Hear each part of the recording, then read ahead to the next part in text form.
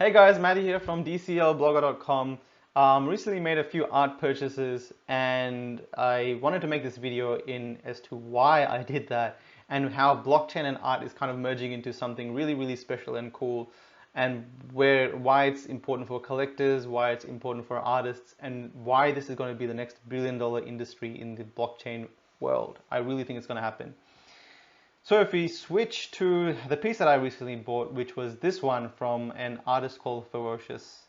Um, this piece, so art is starting to become, originally art has existed in many forms, right? You have the physical piece, you have a scanned copy, a digital piece, and really I don't think we've ever had the ability to purchase or sell a digital piece, like a one-of-one piece that only one person can own. You can sell the rights to it for $20 each, and maybe someone can purchase that and use them, but there's no real way to put a supply cap on it. So blockchain has kind of enabled that, and we can see that some artists are getting involved and kind of tokenizing their art. So Ferocious is one. This is the one that I bought, 30 by 30 inch canvas. It comes with the physical piece and both the NFT version of this piece. And I think some people are, you must have been hearing the word NFT a little bit more in the future, in the past. So I'll be explaining what that might mean. But I really quickly just wanted to go through what people are collecting and how much kind of pieces are going for, because I know a lot of investors watch my videos. So this is a piece by Trevor, which was called Picasso's Bull. This one there was 4 different types of this. This one was a one-of-one, there's only one of this one available. This one sold for, I think there's a bit of a bidding war behind this. I can't see, but it sold for about 55,000 USD. This one, there's 3 of them. It sold for $2,500. You can see that the highest bid currently on the secondary marketplace is $5,000. The silver one, there's 10 of them.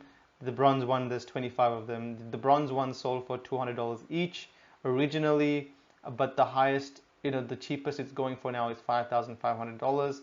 But someone's put a bid for 1,500, so we can say the cheapest is asking for is 1,500. So it's like an easy 7x your initial investment if a month and 1 week ago you purchased this for $200. So why is this happening? Why are people even purchasing these digital items? What does it mean to have an edition of 25 or an edition of 10 or a one-of-one? What's to limit people from not just screen capping this, right? If I I can do it right now.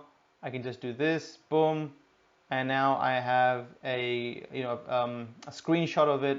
I can put that on my wallpaper. I can put it on my wall. I can take it to my friend's house and show him what I have. But the difference is that those activities don't have any real value, right? There's no market value of those items because the industry doesn't recognize you have any ownership of them.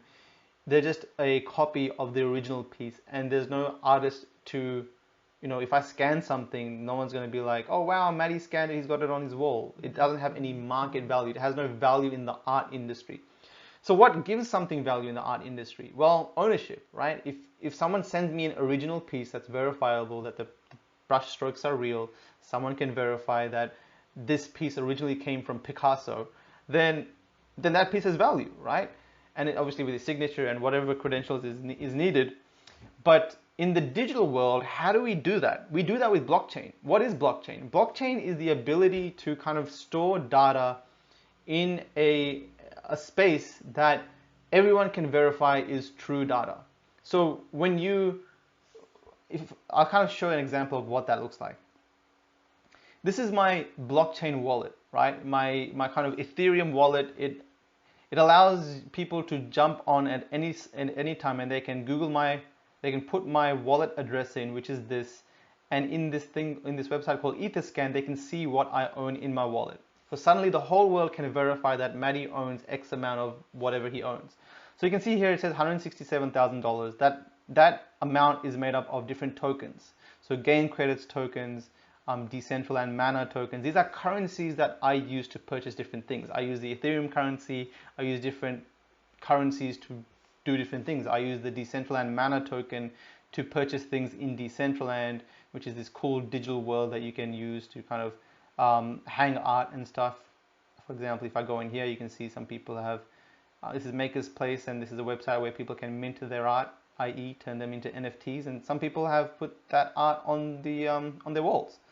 So it's kind of like a blockchain-enabled world, but again, those currencies have different value. I can cash that out for real money, but they're not NFTs, right? So these are not NFTs. These are fungible tokens, meaning that one mana coin is equal to another mana coin. NFTs, which are non-fungible tokens, these are tokens that are referred to as ERC 721. That's the token standard. This is all kind of like the back-end data number stuff. So if you don't get this, it's all good. But basically, each of these tokens with the token ID represents, this lives in my wallet. So the wallet contains these tokens. And the fact that I own them in my wallet, when I go to websites like SuperRare, I go to a website called SuperRare. SuperRare scans my wallet and sees that I am the owner of this piece, right? My name is Neo in SuperRare. So this is where I purchased the art piece from, and they recognize that I own that art. So if you go to SuperRare, it can verify using the blockchain that I own that piece of art. I can go to a Maker's Place, I can buy some art here. So for example, this is Jose Delbo. He's the early comic artist, the early artist for a lot of the comic work. So Batman, so a lot of Marvel work. Like, he's 87 years old, so he's obviously had like 60 to 70 years in the industry, even more. He's done work with Batman, Superman. You probably recognize a lot of the pieces here or the look of them. So I purchased very recently this piece here, which is his first minted tokenized version of a Batman and Joker piece. He's never done that before. He's only got like 3 one-of-one pieces. So this one, there's 10 of them, right? So 10 people own this exact piece. There's 10 of these as well. This one, there's only one of, edition of one.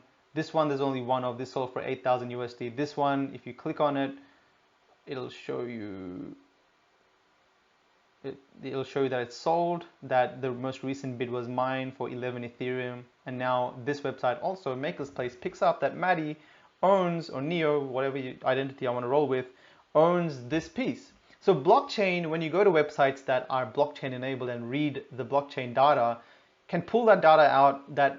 So that data is kind of like this back-end database that is verified by everyone to be completely true. No one can kind of tamper with that data. So in that sense, websites can kind of just pull that data and display it to the world, and Jose Del Boro and whoever is involved in the art industry and follows his work can see and verify that Maddie owns the NFT digital piece of his work. So there's a lot of value in that, right? So for example, Picasso's Bull, this one originally sold for $200 when it was first listed, and there was 25 of them. Now the highest bid is 1,500, so an easy 7x there. So suddenly, artists can sell their art as a token. Collectors want that token or that piece because it has value, and maybe some other artists, as the artists grow in their career and they get more famous and more people want to collect blockchain art, they purchase that art, and the early collectors can sell them for more money. And in a way, it's an investment way. It's a way of kind of supporting the artist. And it's very different to just screenshotting it and putting on your wallpaper, right? It has a different, it actually has a value proposition because you own a receipt of it, a digital receipt of it that the industry recognizes being the true receipt of ownership. So what you're doing is that token is that receipt, and when someone buys that token off you, they own that receipt of ownership, and the industry recognizes them to own it, and you suddenly, you're a collector of that piece.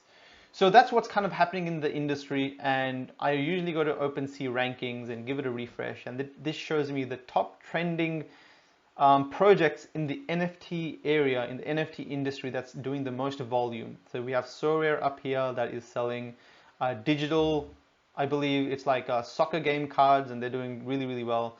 Decentraland that sells digital land. So for example, this is the world that I showed you before. Kind of like Second Life if you want to compare it to that, but you can own these pixels of land, which are 16 by 16 meters of land, where you can build things on. So you can see we are the red dot here in this district called Voltaire, and that district has a ton of art companies that mint art. They have set up shop here. So you have Mintbase, You have some other artists' 3D work sitting over here. You have Pixel Chain. You got Super Rare, which is this big building over here. You can go in there. You got Maker's Place. They hold meetups and events and all kinds of things, and you can buy the art straight from the wall if you want to. They got known origin. And you can see on the top left me moving around, and I'm just like moving around pieces of land, right? If you go out on the outskirts, you can see what's here. When it loads, it'll show you. And so you can own these pieces of land and you can build whatever you want. So if I own a piece of land, I think the cheapest land is $1,000. There's only 90,000 lands in this whole map. It's a pretty big map. And if you own that land, you can build something on it. You can see in the far over there, someone's built something. No one's really built something here. And you know, you can build all kinds of things. So you can build things like conference halls. So I run conferences. That's me over there. And people come and watch them. We can hold games, and then we can have like different art galleries. We stream games in here, have tournaments, all kinds of things. So projects like Decentraland kind of put things together. So suddenly these digital art pieces have value. They have, you know, as Decentraland grows in popularity, and there's hopefully thousands of people moving through venues, and you have some popular art that people can verify that this venue owns that art, then suddenly it's kind of like the real world. Like you go into someone's house and you're like, oh wow, you own this piece. It's kind of like that in the digital world, because now that piece is verified of ownership. There's different types of art as well that's happening, right? You can, like all these clothes that I'm wearing, they're in a way art as well, and they can also be verified on the blockchain. The pieces that I have wearing, they're special because there's only 10 of them in all of Decentraland. If I open up my avatar, then these collectibles or these pieces that I've purchased that Decentraland picks up that they're in my wallet, it pulls them here in the world, and suddenly I can, you know, change my pants or whatever. But the cool thing is that the pink border and the borders represent how many the supply is, right? So these pink ones, there's only 10, these are mythic items. There's only 10 of them in the whole world. So 10 of these pants, 10 of these jackets and shirts. So the kits that I have here, I own 2 of 10 of these. So you can imagine if there's millions of players in Decentraland, if it ever becomes something big, it's going to be really cool to own only something that there's only 10 of. So that has value. Anything that has a supply cap has value. So in that sense, digital art is taking this form of, you know, a form of ownership that you can verify on the blockchain. And this is why I think it's going to be a billion-dollar industry, because suddenly the art collecting industry itself in the real world is the rich man's industry. People, when they have a ton of money, and they want to buy things, and they run out of cars, and you know, they have this nice big mansion, they need some nice art pieces, they have money lavishly to spend. What do they spend it on? They spend it on art, they spend it on cars, houses. It's kind of like the rich man's hobby, right? So if you bring that digital, and now only a handful of people know about digital art. By handful, it's probably like 1,000 people compared to the world. There's not that many. And this has all kind of happened in a bearish blockchain crypto market. So people aren't really paying attention to the tech of what's actually going on. So what's going to happen is when more hordes of people come and understand what blockchain is, and suddenly Bitcoin goes from $10,000 to $100,000, there's going to be a lot more money in this industry. People are happily going to spend the Ethereum that they bought for $2 a piece like 5 years ago, that is now sitting at $400, but might be $5,000 one day. Suddenly they have a portfolio that they originally spent $10,000 on, be worth 5 to 6 million. And that's why this industry is going to be so buzzing, because people in this space, crypto space, have a ton of money. So for me as a collector, it is exciting to support the early artists and people experimenting with the tech. It's exciting to invest in their success and their early art pieces, because I think what's going to happen is these artists that they're going to blow up. Some of them are going to do really, really well. And if you have their early pieces, you can sell them for a lot of money at some stage, and they can move around the industry. So I'm very excited to what's going to happen. There's multiple projects that are getting involved with the NFT space. We have NBA Top Shots that are doing collectibles in the NFT space. We have Wax that said that they're going to have Street Fighter cards or Street Fighter collectibles on the blockchain. We have all kinds of brands getting involved. We have Gemini, which are run by the Winklevoss twins. They run Nifty Gateway, which is also a art NFT collecting space. These guys do drops every week. I believe Trevor's drop sold for like $100,000 worth of items. They recently had, I think it was Attack. His pieces sold for about $100,000 worth in that 1 day's worth of drops. So, you know, this industry is buzzing, artists are making money, collectors are collecting, and it's going to be something that blows up in the future. I really think at this stage, if the record is 55,000 USD and there's only a handful of people here, you can imagine if there's millions of people communicating in this industry and wanting to collect the early artist pieces, these are easily going to be hundreds of thousands of dollars each. In fact, I would have no surprise in the next 2 to 3 years if we see some $1 million pieces. So that's the two industries and how they're coming together. I truly believe it's going to be something big. I hope I shed some light on this for the artists and the collectors. If you want to get involved in either one of them, if you're an artist, you can go to Maker's Place or Super Rare, Nifty Gateway, and a couple of different places to start minting your art and putting it on the blockchain and seeing if any collectors are interested. If you're an investor or a gallery, I've had a few galleries reach out to me as well. So it's very interesting to see that real world galleries actually want to start hosting crypto art that has a scannable blockchain verification code on it. So suddenly you can verify that that's the original piece.